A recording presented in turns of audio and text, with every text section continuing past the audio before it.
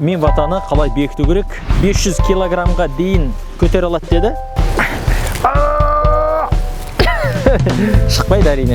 Жаңадан құрылыс салып жатқан жерде мынандай ток тарту деген проблема ғой, білесіздер ғой. Енді осы ұстатудың екі тәсілін көрсетеміз.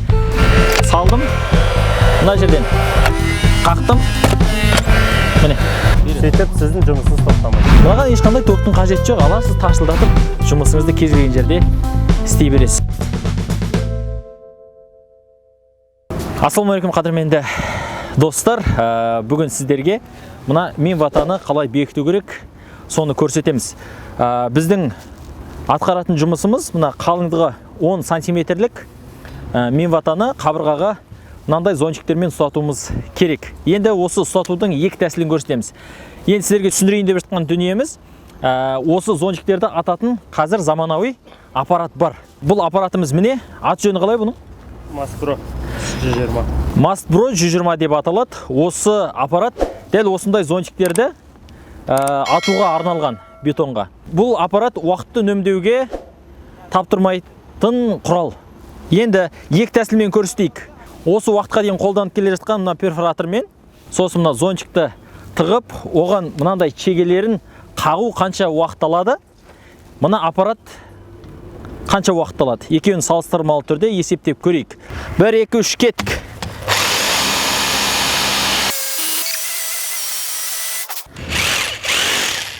Бар мүмкіндігі осы.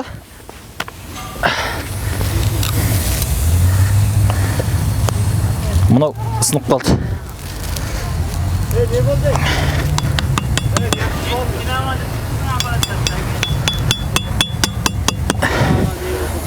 Қағылды. Қанша минут? 45 секунд. 45 секунд уақыт.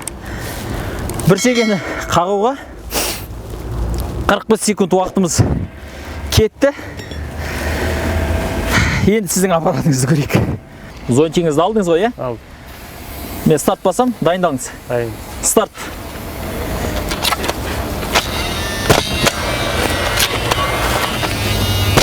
Аха. Төртеумен тоқтаңыз, е? Стоп.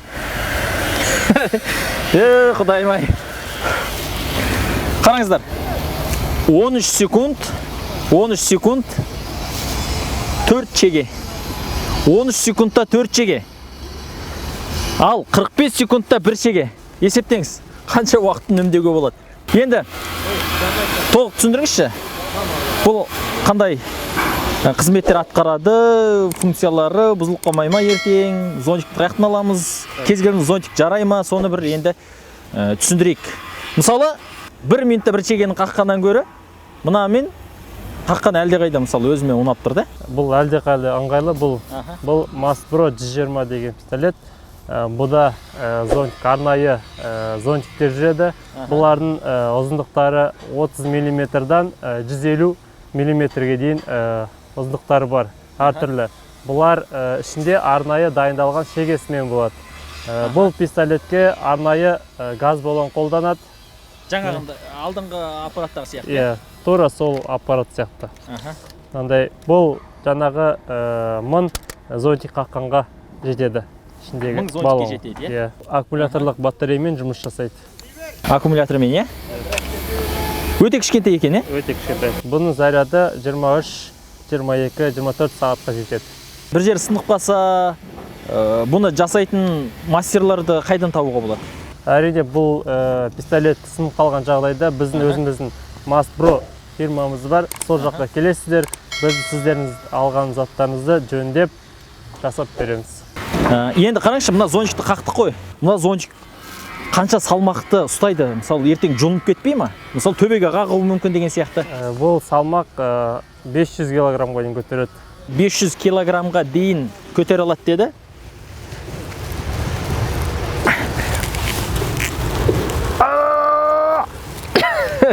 Шықпайды әрине. Мына қараңыз. Бар күшімен тарттым, салмағым 70 келі, 70 келі салмақпен тарттым. Шыққан жоқ. Сенуге болады деген сөз. Мен пайдаланып көрейін, бірінші рет қолданайын деп тұрмын.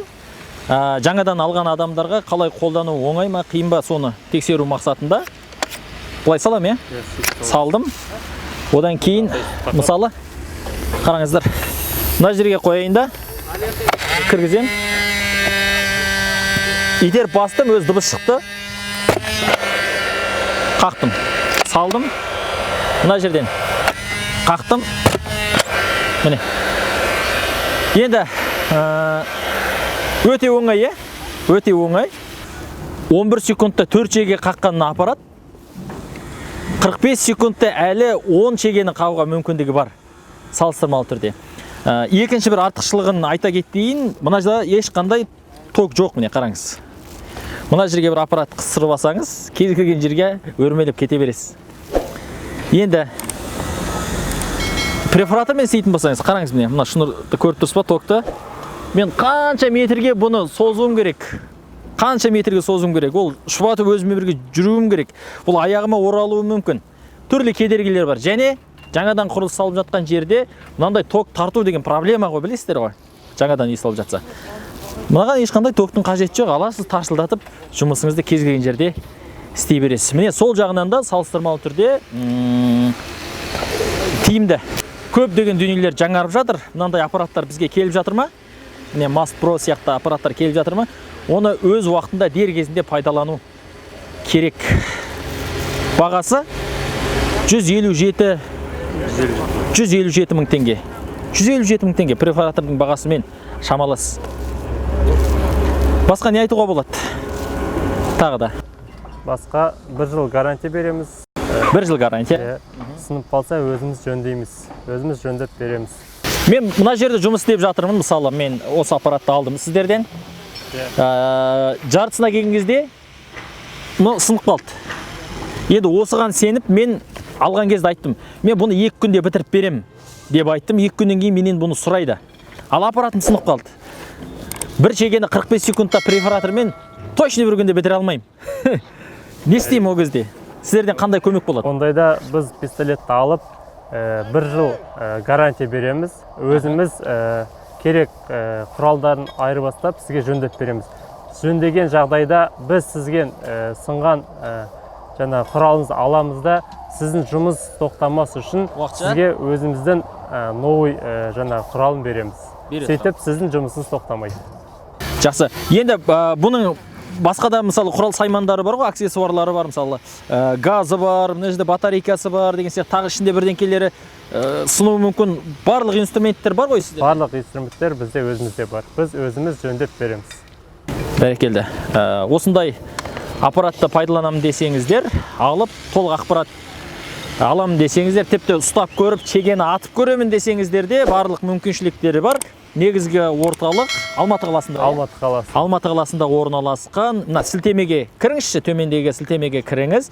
Описанияға баратын болсаңыз, толық ақпарат, мекен-жай, телефон номер барлығы көрсетілген. Қазақ білу керек болса, осындай аппараттарды қолдануы тиіс деп ойлаймыз.